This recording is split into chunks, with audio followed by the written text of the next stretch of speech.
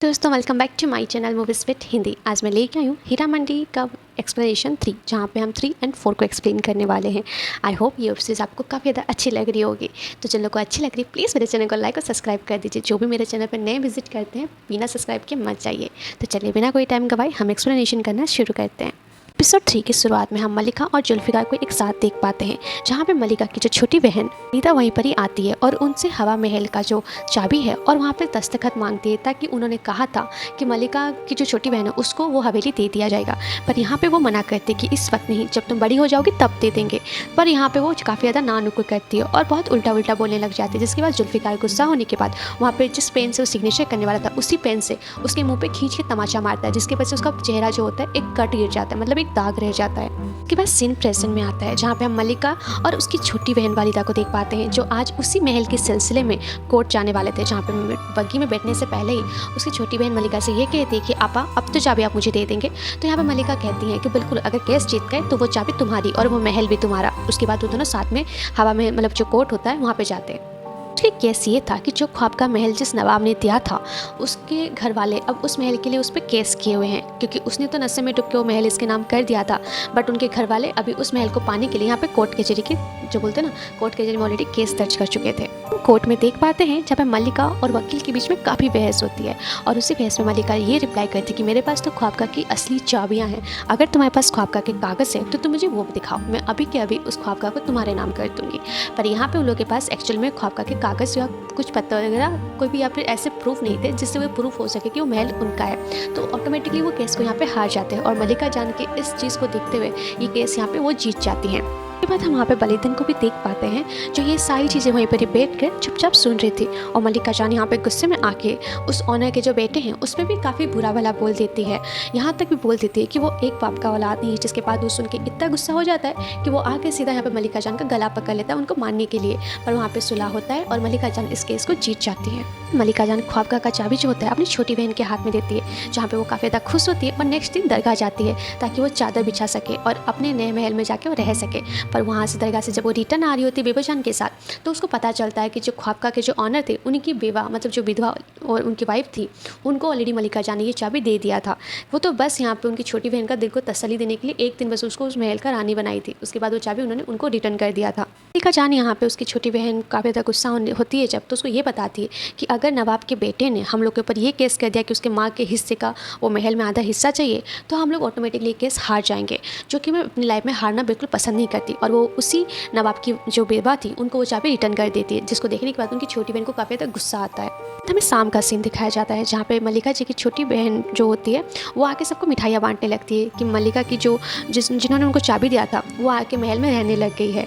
तो मलिका जान वहाँ पे जाती है उनको शुक्रिया करने के लिए, मतलब अपने बालकनी में कि बीवी से फरीदान ने ये महल खरीद लिया है, अब वो महल किसी और का नहीं फरीदान का है। जिसको देखने के बाद यहाँ पे मलिका जान काफ़ी ज़्यादा गुस्सा होती है। सीन शिफ्ट होता है सीधा नेक्स्ट डे मॉर्निंग पे, जहाँ पे फरीदान के बाद उस्ताद जी आते हैं और उनके पास हर एक लड़की की, हर एक गली की, हर एक कूचे की खबर होती है। जो यहाँ पे वो फरीदान को, जो मलिका जान थी, उनके बारे में जितनी भी उनकी खामियां हैं, जो उनकी कमज़ोरियां हैं, वो सब बताने लगते हैं और वो लोग काफ़ी सारे इस बारे में डिस्कस भी करते हैं। वो ये भी बताता है कि यहाँ पे जो मलिका जान है उनकी छोटी बेटी जो है आलम, वो तो कभी भी यहाँ पे तवायब बनना ही नहीं चाहती, उसको शेर व शायरी पसंद है। और साथ ही साथ ये सुनने में भी आ रहा है कि उसको किसी नवाब से प्यार भी हो गया है, जिसको सुनने के बाद फरीदान काफ़ी ज़्यादा खुश होती है। इसके साथ ये भी बताता है कि मलिका जान से और एक अंग्रेज़ ऑफिसर है जो काफ़ी ज़्यादा गुस्सा हो रखा है और वो उससे बदला भी लेना चाहता है। अगर आप दोनों मिल जाओ तो मलिका जान से बदला लेना और भी आसान हो जाएगा। उसके बाद सीन सीधा शिफ्ट होता है नेक्स्ट हमारी जो आलम को देख पाते हैं, जो आज बुक स्टोर पे फिर से आई थी अपनी सहेली के साथ ताजदार के बारे में जानकारी लेने के लिए, जहाँ पे उसको पता चलता है कि ताजदार तो वहाँ पे काम करता ही नहीं था, ताजदार तो उस दिन किताब लेने आया था। यहाँ पे आलम को पता चलता है कि ताज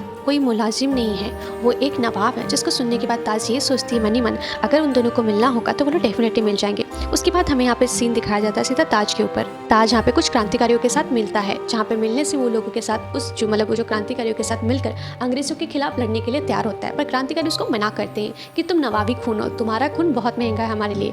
तो वो यहाँ पे बोलता है कि मैं अपने देश के लिए कुछ भी कर सकता हूँ, इन अंग्रेज़ों की गुलामी को अपने देश से हटाने के लिए मैं अपना खून भी बहा सकता हूँ। इसी बीच हमें यहाँ पे उस्ताद को दिखाया जाता है, जो कुछ लड़कियों को लेकर फरीदान बेगम के पास आया होता है।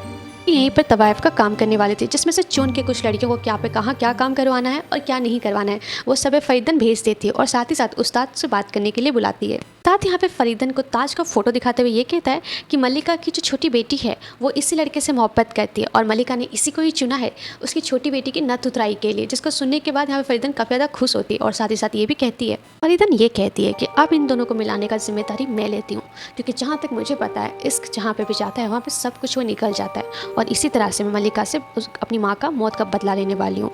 साथ ये भी बताता है कि बेबोजान के जो साहब है वो वली साहब है और वो काफ़ी ज़्यादा बेबोजान को प्यार करते हैं और साथ ही साथ बेबोजान भी उससे काफ़ी ज़्यादा मोहब्बत करती है। तो यहाँ पे वो ये कहती है कि हाँ अब मेरा शिकार यहाँ पे वली साहब होंगे और कोई नहीं। उसके बाद सीन सीधा शिफ्ट होता है बेबोजान और उनकी छोटी बहन आलम के ऊपर, जहाँ पे आलम उनसे ये बात पूछती है आपके साथ दावत पे आज की शाम हम आपके साथ चलेंगे, जहाँ पे जो वली साहब होते हैं वो बेबोजान के लिए एक दावत रखते हैं, वहाँ पे सारे बड़े बड़े नवाब आते हैं। तो यहाँ पे जो उनकी बहन होती है बेबोजान वो कहती है बिल्कुल, पर तुम्हें ये सब चीज़ों का शौक कब से होने लग गया। तो वो यहाँ पे उसकी बातों से समझ जाती है कि उनकी छोटी बहन को किसी नवाब से मोहब्बत हो गई है, पर वो यहाँ पे उनको ज़्यादा छेड़ती नहीं है और ये कहती है कि ठीक है शाम को हम तुमको ले जाएंगे अपने साथ। जिसको सुनने के बाद यहाँ पे आलम काफ़ी ज़्यादा खुश होती है। के बाद सीन सीधा शिफ्ट होता है रात को, जहाँ पे हम पार्टी को देख पाते हैं।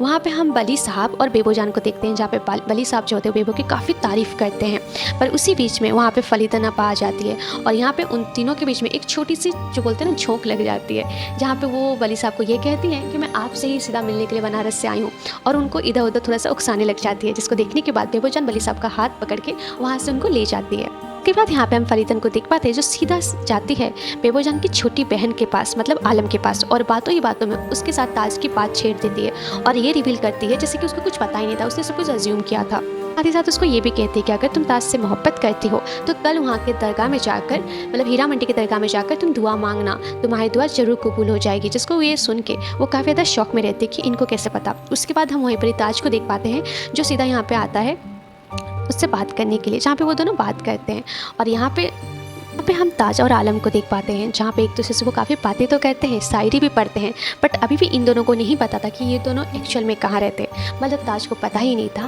कि यहाँ पे जो आलम है वो हीरा मंडी से है और आलम को इस बारे में कोई भी आइडिया नहीं था कि ताज को इस बारे में पता है या नहीं है। ये दोनों इतने ही एक दूसरे में खो चुके थे कि इन दोनों को एक दूसरे का नाम ही नहीं पता था। बस आलम को पता चल चुका था कि यहाँ पे उसका नाम ताज है, पर यहाँ पे ताज को पता नहीं था कि आलम का नाम क्या है। उसके बाद आलम वहाँ से चली जाती है।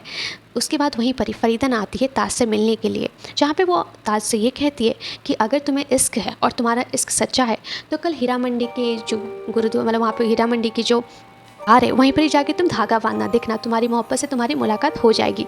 तो वो ये कहता है कि आपको कैसे पता। तो वहाँ पे वो फरीदन कहते हैं कि मैंने बस बताया, अगर तुम्हें भरोसा हो तो तुम आ सकते हो।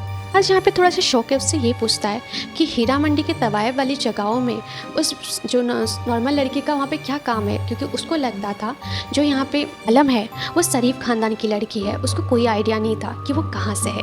तो यहाँ पे जो उसकी बहन होती है वो ये कहती है कि दरगाह जो होता है ना ही वेश्यों का होता है ना ही एक नवाबों का होता है, वो तो सबका होता है और वहाँ पे मांगी हुई हर एक दुआ कबूल होती है। अब हम नेक्स्ट डे मॉर्निंग का शिफ्ट देख पाते हैं, जहाँ पे फरीदन की बातों में आकर आलम उसी तरह के बाहर ताज का इंतजार कर रही होती है और उसी साथ वो 3 बार ऑलरेडी चादर चढ़ा के आ चुकी होती है। फिर उसके बाद वो अपनी सहेली को कहती है कि तुम घर जाओ, मैं चौथी बार चादर चढ़ा के आ रही हूँ, शायद इस बार मेरी उससे मुलाकात हो जाए।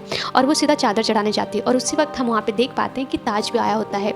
पर फरीद यहाँ पर जैसे कि आलम अपना ताज, मतलब वहाँ पे चादर चढ़ा के रिटर्न आती है, पर वो वहाँ पे ताज को नहीं देख पाती, पर ये सब चीज़ ऊपर से फरीदन देख रही होती है। यहाँ पे मालूम को देखते हो सीधा यहाँ पे फरीदन अपा के पास जाती है और कहती है कि आपा आपने तो कहा था वो आएगा, पर वो आया नहीं। पर फरीदन यहाँ पे ऐसे दिखाते जैसे कि उसको कुछ पता ही नहीं है। तो वो वहाँ पे उसको खिड़की में बुलाती है और दिखाती है, जहाँ पे हम ताज को दरगाह की सीढ़ियों से उतरते हुए देख पाते हैं।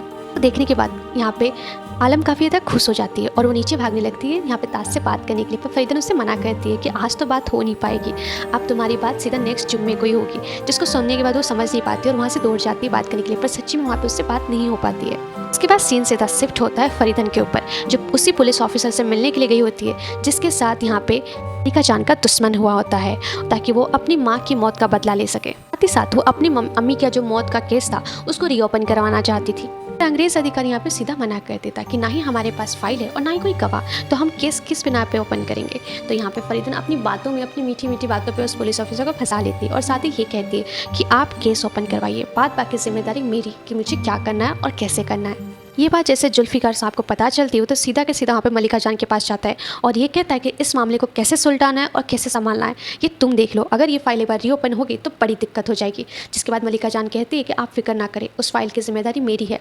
उसके बाद वो महल में हर एक जगह जाके यहाँ पे उस फाइल को ढूंढने लग जाती है, जहाँ पे उसकी जो छोटी बहन है वो भी आके पूछती है कि आप क्या ढूंढ रहे हैं। फरीदा को वो जब पूछती कि वो फाइल कहाँ पे है, जो फाइल मैंने तुम्हें 25 साल पहले दी थी, तो वो बताती वो फाइल तो मैंने उसी दिन आपसे जला दी थी, आपने कहा था इस फाइल को जलाने के लिए। तो यहाँ पे मलिका जान में थोड़ी सी जान आती है और वो बोलती है मुझे लगा तुम जुल्फ़िकार के साहब की बातों से गुस्सा होकर उस फाइल को अभी तक रखे होगे। तो वहाँ पे फाइल तो मैंने उसी दिन आपसे जला दी थी, आपने कहा था इस फाइल को जलाने के लिए। तो यहाँ पे मलिका जान में थोड़ी सी जान आती है और वो बोलती है मुझे लगा तुम जुल्फ़िकार के साहब की बातों से गुस्सा होकर उस फाइल को अभी तक रखे होगे। तो वहाँ पे वो ये कहती है कि मुझे जुल्फ़िकार साहब की बातों और गुस्सा आज भी हूँ, पर मैं अपनी जो बहन है उससे मोहब्बत और वफा काफ़ी ज़्यादा करती हूँ। बस सीन दिखाया जाता है यहाँ पे फरीदन के ऊपर, जो मलिका जान को और एक झटका देने के लिए बिल्कुल तैयार हो गई थी। मतलब वो अपनी नथ उतराई करना चाहती थी, जिसके लिए वो अपना कपड़ा सिला रही थी। और वहीं पर हम होशियार को भी देख पाते हैं, जो आके उनसे कहती है कि अगर इतने दूर से आप जो दर्जी है उसको नाप देंगे तो आपके कपड़े अच्छे नहीं बनेंगे। तो यहाँ पे वो ये रिवील करते हैं कि आज तक मुझे किसी मर्द ने छुआ नहीं, तो ये दर्जी कैसे छुएगा। ये बात जैसे कि हमारी मलिका जान को पता चलता है तो वो यहाँ पर जो मेन लीडर होती हैं हीरा मंडी की, उनके साथ एक मीटिंग अरेंज करती है, जहाँ पे वहाँ की हर एक बड़ी बड़ी तवायाफाई होती है, जहाँ पे वो ये रिवील करती है कि हीरा मंडी का एक रूल है, नथ उतराई सिर्फ उस लेडीज़ का हो सकता है जो अभी तो कुंवारी हो। और जहाँ तक हम फरीदान तो कुंवारी है ही नहीं, क्योंकि 9 साल की उम्र में हमने एक नवाब को उसको बेच दिया था, तो ये कुंवारी कैसे बच गई। जिसके बाद फरीदन काफ़ी ज़्यादा गुस्सा होती है और वहाँ पे थोड़ी सी जंग छिड़ जाती है। पर उसके बाद वो ये रिवील होता है कि फरीदन कुंवारी तो नहीं है, पर हाँ वो अपनी नथ उतराई करना चाहती है। तो वहाँ के जो ऑनर है वो ये भी एक्सेप्ट करते हैं कि ठीक है, अगर लड़की बहुत दिन के बाद अपनी जगह में आई है और अपनी नथ उतराई करना चाहती है तो करने दो, माहौल जमता है तो जमने दो। हीरा मंडी में सबको हक होता है कि कोई क्या कर सकता है। इसके बाद फरीदन को नथ उतराई करने का जो इजाज़त है वो मिल जाता है, जिसको देखने के बाद मलिका जान को काफ़ी ज़्यादा गुस्सा आता है, पर वो यहाँ पे पलट जाती है। और उसी दिन जिस दिन उनका नथ उतराई होने वाला था, उसी दिन वो बेबो जान का आखिरी मुजरा रख देती है, क्योंकि हीरा मंडी का रूल था कि नथ उतराई को इग्नोर करके लोग आखिरी जो मुर्जा होता है वो देखने के लिए आते हैं। इस बात का यहाँ पे मलिका जान काफ़ी ज़्यादा ऐलान भी करती थी, पर इस बात को सुन के बेबो जान खुश नहीं थी, क्योंकि वो यहाँ पे उनके साहब जो नवाब थे उनसे बहुत ज़्यादा प्यार करती थी। और यहाँ पे आखिरी मुर्जा मतलब वो अब तवायफ नहीं रहेंगे और ना ही वो मुजरा करेंगे, जिसको सुनने के बाद उनको काफ़ी ज़्यादा बुरा भी लगता है। उसके बाद हम यहाँ पे नपा को देख पाते हैं, जिसके नथ उतराई की रस्म में कोई भी नहीं आता है और वो अकेली होती है। सारे के सारे जो नवाब होते हैं वो यहाँ पे बेबो जान के पास होते हैं उनका आखिरी मुजरा देखने के लिए। इसी वक्त वहाँ पे मलिका जान आती है, जो वहाँ पे उनकी जो मतलब बहन की बेटी थी उनका काफ़ी ज़्यादा वो बेइज्जती कर देती है और उनको उल्टा फुल्टा बोल के चली जाती है कि ये महफिल तो तुम अकेली में हो, पर कोई बात नहीं, मैं तुम्हें कुछ सिक्का दे के जाती हूँ। और कुछ सिक्के की पोटली वहाँ पे फेंक देती है उनके मुँह पे। फिर फरीदन काफ़ी ज़्यादा गुस्सा होती है और ये कहती कि भले ये चाल तुमने जीत ली, पर आगे तैयार रहना, आगे की चाल मैं ही जीतूंगी।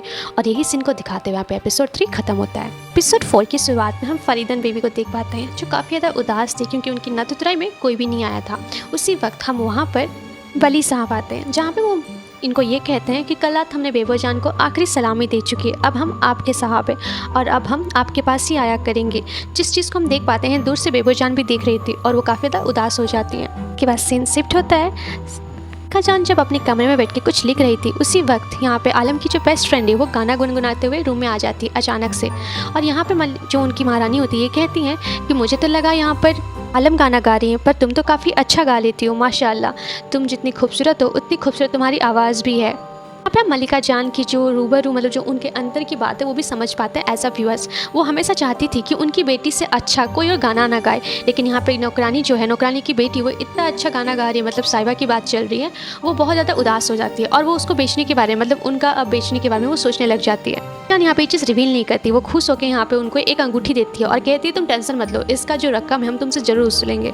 साहिबा जब किचन में बैठ के खाना बना रही होती है, उसी वक्त साहिबा की मम्मी आके उनको ये इन्फॉर्म करती है कि तुझे मलिका जान ने 10,000 में किसी बड़े साहब के पास बेच दिया, जिसको सुनने के बाद काफ़ी उदास होती है और अपनी अम्मी से ये पूछती है क्या हम इतने बुरे हैं। तो बोलती नहीं रे बेटा, तुम आलम से ज़्यादा अच्छा गाना गाती है और ये तेरा सबसे बड़ा गुनाह है, क्योंकि तू एक नौकरानी है और यहाँ पर महारानी की बेटी से अच्छा तू गाना नहीं गा सकती है, इसीलिए तुझे उन्होंने 10,000 में बेच दिया है। उसके बाद रात का वक्त में साइमा सीधा इकबाल के पास जाती है, जहाँ पे उसको सच बता देती है और एज अ व्यूअर्स हमको पता होता है कि ये दोनों एक दूसरे से प्यार करते हैं। जहाँ पे इकबाल उसको ये कहता है कि तुम टेंशन ना लो, मैं तुम्हें 10,000 दे के महारानी से खरीद लूँगा और तुम्हें हमेशा के लिए अपना बना लूँगा।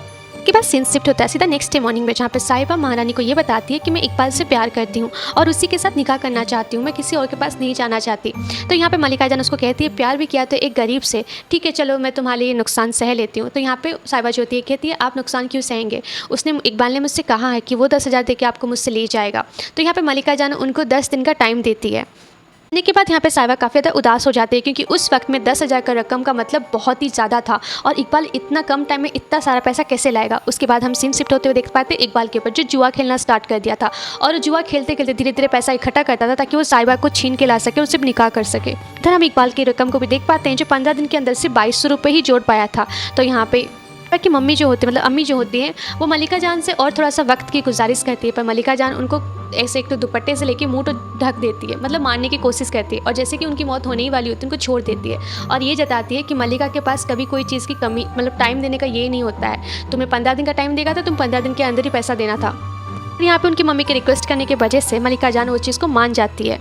उसके बाद हम यहाँ पे फरीदन की बेटी को देख पाते हैं अपनी ये माँ के साहब के साथ इश्क लड़ा रही थी, जिसके बाद यहाँ पे फरीदा ये चीज़ देख के काफ़ी ज़्यादा उदास होती है और उनको जाके बेबो जान संभालती है। तो यहाँ पे मलिका जान आती है और इस मामले को संभालती हैं और साथ ही साथ वो ये भी कहती हैं कि साहब किसी का भी हो और किसके लिए भी आए वो मायने नहीं रखता, महल में आदमी आना चाहिए वो इम्पोर्टेंट है। उसके बाद वो यहाँ पे ये कहती है कि आज से तुम्हारा साहब तुम्हारी बेटी का साहब होता है और यहाँ पे तुम इस बारे में और कोई हल्लाहटी नहीं करोगी।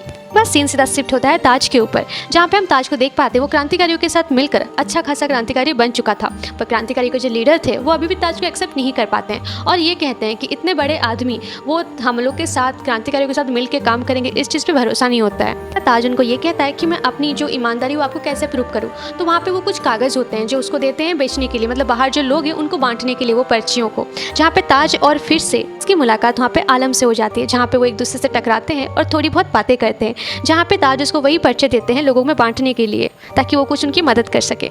उसके बाद वो काफ़ी ज़्यादा खुश भी होती है। फिर तुरंत आलम जाती है फरीदा नापा के पास, जहाँ पे वो आज ताज से मिली थी, ये बात उनको बताती है और यहाँ पे जो फरीदा नापी थी उसको ये कहती है कि अब तुम्हारा टाइम आ चुका है, तुम अपने दिल की बात ताज को बता दो, तुम एक लेटर लिखो, मतलब एक चिट्ठी लिखो और वो मुझे ला के दो, मैं उसको ताज तक पहुँचाऊँगी। फरीदा ने इसको बताती है। आलम ये चीज़ सुन के काफ़ी ज़्यादा खुश होती है और महल से निकल के आती है। जब महल से वो निकल के आ रही थी तब बेबो जान उसको देख लेती है और वो काफ़ी ज़्यादा घबरा जाती है। हम वालिद साहब को भी देख पाते हैं जो यहाँ पे आलम और उसकी अपी की बात सुन लेते हैं, जहाँ पे उनको पता चल जाता है कि यहाँ पे फरीदन जो है वो आलम का इस्तेमाल करके उनको तकलीफ़ देना चाहती है। तो वो उसको मना करते हैं कि तुम कुछ भी करके उनको तकलीफ़ मत दो, किसी के मतलब मासूमियत का तुम फ़ायदा मत उठाओ। उसके बाद यहाँ पे बेबो जान को देख पाते हैं जो यहाँ पे आके उनकी बहन से ये कहती है कि तुम फरीदन के पास मत जाया करो, वो तुम्हारा इस्तेमाल कर रही होगी और तुमको पता तो है कि वो हमारी अम्मी से बदला लेना चाहती है, तो तुम क्यों उनके पास जा रही हो, अम्मी जान को पता चलेगा तो बहुत बुरा होगा। जहाँ पे वो ताजदार के प्यार के बारे में उनको बता देती है और फिर यहाँ पे बेबो जान जो होती है कहती है कि ठीक है वो चिट्ठी तुम मुझे दो, मैं तुम्हारे ताज तक पहुँच जाऊँगी। कि बेबो जान यहाँ पे ताजदार को जानती थी। उसके बाद वो उस खत को लेके सीधा उस बुक स्टोर के पास जाती है, जहाँ पे उनको बोलती है कि भैया ये ताजदार के पास भेज देना, मेरी बहन ने लिखा है और प्लीज़ इसमें ताजदार के हाथ में ये लेटर पकड़ाना। बेबो जान वहाँ पे जा रही थी तो उनको ऐसा बार बार लग रहा था जैसे कोई उनके पीछा कर रहा हो, पर उधर से वो भी पीछे के रास्ते से निकल के चली जाती है। जब किताब वाला उस लेटर को लेकर ताजदार को देता है तो ताजदार उनको पूछता है कि किताब आपसे कहाँ से मिला और ये लेटर कौन दिया आपको, एटसेट्रा एटसेट्रा। पर किताब वाला अपना मुँह नहीं खोलता है और ताजदार भी उस खत को लेकर काफ़ी ज़्यादा खुश होता है क्योंकि यहाँ पे आलम ने अपने प्यार का इजहार किया था।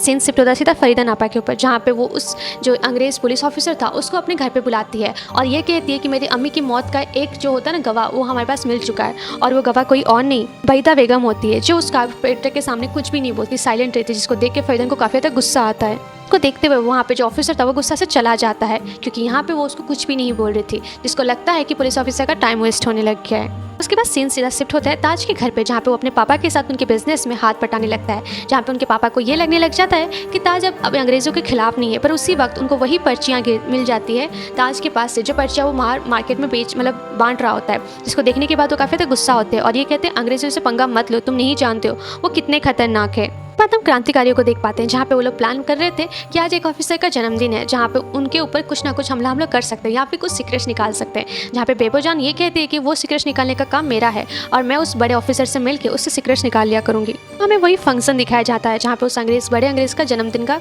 पार्टी दिया जा रहा था, पर उसी के दूसरे वाले कमरे में हम यहाँ पे ताजदार को देख पाते हैं जो उनके लोगों को बुलाकर वहाँ पे अंग्रेज़ों के खिलाफ नारे लगाने लग जाते हैं, जहाँ पे उसके पापा आके ताजदार को समझाते हैं, पर ताजदार समझता नहीं है।